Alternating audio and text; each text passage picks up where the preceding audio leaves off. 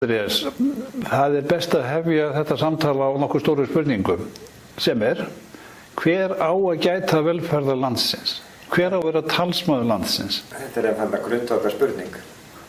Ég skrifaði langa grein þetta efni fyrir cirka 20 árum síðan og þá var ég undir miklum áhrifum svo sem frá þeirri gengdælis og ofbeldi upplæstri sem þá hafði herjað á landkosti árabil. En svarið var þá, og það þetta óbreytt í dag, það við öll, en vitaskuld þar sá sem hefur mesta hagsmuni gæta að vera þar í fararbroddi, það að segja sá sem nýtir landið.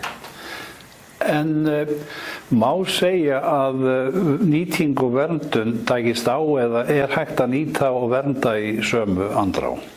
Þetta fer mjög vel saman og við sjáum það annars staðar frá að það fer mjög vel á því að sá sem nýtir sé vörslumaður landsins.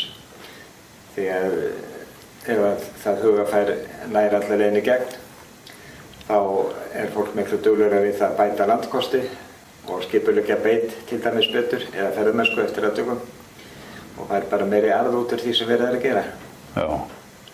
Það eru stöðugt nýjar áskoranir að banka á dyrnar eða ekki svo sko, má ekki telja upp í þessum áskorunum til dæmis ferðamenn, það ofbeit, breytingar í loftslagsmálum, mengun, það nóg af ýmsu sem vera að banka á dyrnar.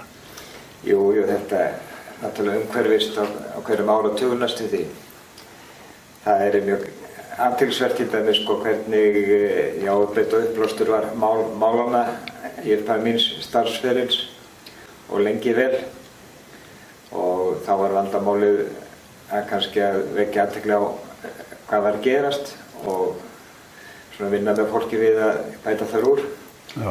En nú öldin önnur, nú bændur að komast með sín mál í býsna gott lag, svona víðaskvar.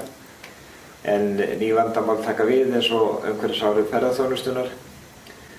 En svo koma þættir eins og breytt loftslag og ótalmargt fleiri inni sem þurfum að takast á við. Þegar þú kemur til landsins eftir þitt nám, það ekki rétt að þú hefur komið mjög nálægt í að stofna verkefni Bændugræða landið sem helsta skrautfjöður í hnappagati landgræðslunnar? Jú, það má vissuleyti segja að þetta sé flaggskip stofnunarinnar, það alveg gríðarlega mikil áhrif og ég verð nú að játa það að þetta það verkefni sem ég er stoltastur af mínum langa starfsferli hjá landgræðslunni sem spannar núna í vor 36 ár. Þetta tengdist því að það langt árabil verið mikil harka í beitarumræðunni. Það gengur ásakanir og víxl, annars vegar vendunar sinnar, svo að segja, yfir því að bændur vera ofbeita land og það verið þessi gríðarlega jarðvegseyðing. Þetta kom illa niður á heildarmyndinni því að uppblásturinn náttúrulega venjulega staðbundinn en í almennri umræðu þá verið allir fyrir barðinn á henni. Og svo hins vegar sko voru bændur mjög óánægðir með þessar alhæfingar og hörkuna í umræðinni. Já. Og ég hafði kynnst árið 1989 því ég var svona í rannsóknarleyfi í Bandaríkjunum hreyfingu sem var að leggja af stað í Ástralíu sem var kallað landker eða einfaldlega bara landvernd og snerist það að virkja bændur og aðra þá sem að nýta landið í að verða miklu virkar í að vernda það. Og ég kom undir þessum áhrifum sett heim og svo sumarið þá partið til tal meðal annars við Stefán Skaftason og fleiri.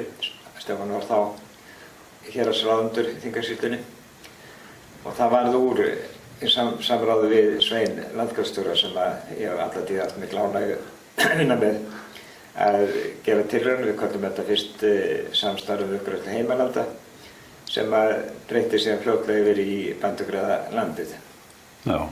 Við byrjuðum með nokkra tilraunabændur eins og sagt og það gekk svo vel að þetta var fljótt að koma upp í nokkur 100 bændur.